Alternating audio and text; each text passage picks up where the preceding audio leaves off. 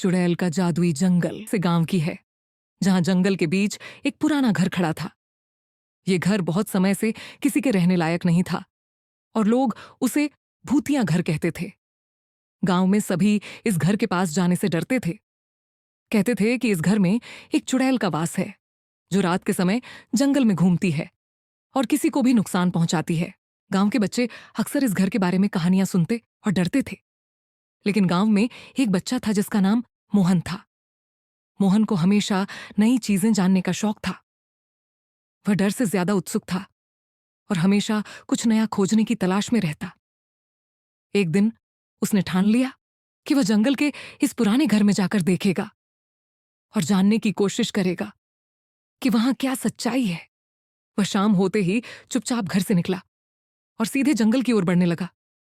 जंगल घना था और अंधेरा होते ही और भी डरावना लगने लगा, लेकिन मोहन डर के बजाय उत्साहित था। जैसे ही वह पुराने घर के पास पहुंचा, उसे अचानक एक अजीब सी हवा महसूस हुई। हवा में एक मीठी सी खुशबू थी, जैसे कोई चॉकलेट या गुलाब का फूल हो। लेकिन साथ ही एक ठंडी सी झंझावत भी थी, जैसे कोई हल्का शोर कर रहा हो। मोहन ने सोचा कि शायद उसकी कल्पना है, लेकिन फिर भी उसने धीरे धीरे घर में प्रवेश किया। घर के अंदर अंधेरा था, लेकिन मोहन ने अपनी टॉर्च जलाकर देखा। दीवारों पर बिखरी हुई धूल और कॉबवेब्स जाले थे और कहीं कहीं पुराने फर्नीचर भी पड़े थे। लेकिन अचानक मोहन ने सुनी एक हल्की सी हंसी। वह डरते हुए पलटा और देखा कि एक महिला सामने खड़ी थी, जिसका चेहरा हंसी से भरा था, लेकिन उसकी आंखें चमक रही थीं, जैसे वह किसी गहरे राज को छुपाए हुए हों। तुम कौन हो? मोहन ने डरते हुए पूछा। महिला मुस्कुराई और बोली, मैं यहां की रानी हूं, चुड़ैल रानी। इस जंगल और घर का सब कुछ मेरा है।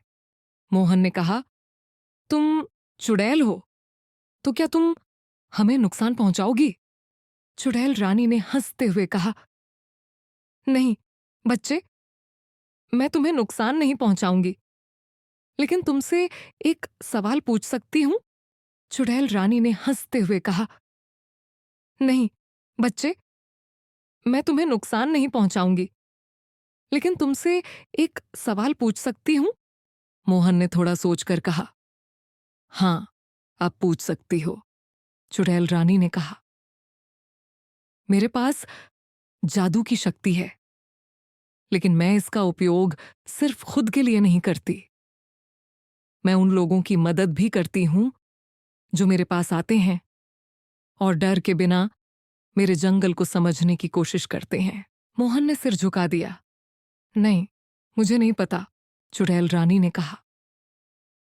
मेरे पास जादू की शक्ति है, लेकिन मैं इसका उपयोग सिर्फ खुद के लिए नहीं करती। मैं उन लोगों की मदद भी करती हूं जो मेरे पास आते हैं और डर के बिना मेरे जंगल को समझने की कोशिश करते हैं। उसके बाद चुड़ैल रानी ने मोहन को अपनी जादुई शक्ति के बारे में बताया। वह उसे दिखाने के लिए अपनी शक्तियों का इस्तेमाल करती है और मोहन को जादुई रास्ते पर ले जाती है। वह मोहन को एक जादुई गुफा दिखाती है, जहां अजीब सी रोशनी जल रही होती है और वहां के पेड़ पौधे और फूल सामान्य नहीं होते। ये सब जादू से भरे होते हैं। मोहन चकित था और उसे अब समझ में आ गया था कि चुड़ैल रानी वास्तव में बुरी नहीं थी, बल्कि वह एक ममता भरी शक्ति थी। जैसे ही मोहन ने और चुड़ैल रानी ने उस जादुई जंगल की यात्रा की, उसे एहसास हुआ कि रानी का उद्देश्य सिर्फ लोगों को डराना नहीं था, बल्कि वह चाहती थी कि लोग इस जंगल की असली सुंदरता और शक्ति को समझें। रानी ने मोहन से कहा, यह जंगल और उसकी शक्तियां केवल उन लोगों के लिए होती हैं जो इसे समझते हैं और प्यार से इसे देखते हैं। यह जंगल अब भी खतरनाक हो सकता है अगर कोई इसे गलत तरीके से इस्तेमाल करे। मोहन ने रानी की बातों को दिल से सुना और महसूस किया कि उसे यह जंगल अब डरावना नहीं लगता।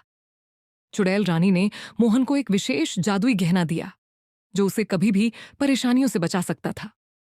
रानी ने कहा, यह गहना तुम्हें अपनी मदद के लिए काम आएगा, लेकिन याद रखना, इसका इस्तेमाल तुम्हारी अच्छाई के लिए ही करना। वह समय आया जब मोहन को घर वापस लौटना पड़ा। चुड़ैल रानी ने उसे आशीर्वाद दिया और मोहन वापस अपने गांव लौट आया। उसने यह कभी नहीं बताया कि उसने उस जंगल में क्या देखा और क्या जाना, लेकिन वह जानता था कि रानी और उसके जंगल की असली ताकत केवल अच्छाई में है।